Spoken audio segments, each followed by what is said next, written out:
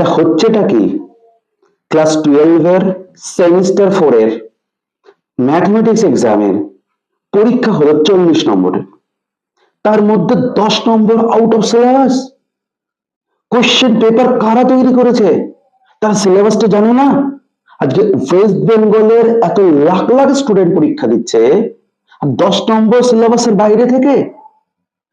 ওই দিন সন্ধ্যায় খবরে পাওয়া গেল, কাউন্সিল থেকে বলা হয়েছে ওই আউট অফ সিলেবাস কোয়েশ্চেন যারা অ্যাটেম্প করবে তাদেরকে ফুল মার্কস দেওয়া হবে। কিন্তু প্রশ্নটা হচ্ছে যারা অ্যাটেম্প করেনি তাদের কি হবে, তারা মার্কস কেন পাবে না?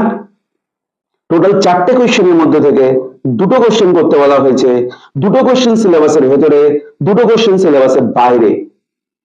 তো যারা অ্যাটেম্প করেছে তারা মার্কস পাবে, যারা অ্যাটেম্প করেনি তারা তো বুঝতেই পারেনি ওটা অনেকে আউট অফ সিলেবাস কোয়েশ্চেন, আবার অনেকে সমতল বা প্লেন দেখে বুঝতে পেরেছে ওটা সিলেবাসে নেই, তখন তারা ওই 2টো কোয়েশ্চেন স্কিপ করে অন্য 2টো কোয়েশ্চেন অ্যাটেম্প করার চেষ্টা করেছে।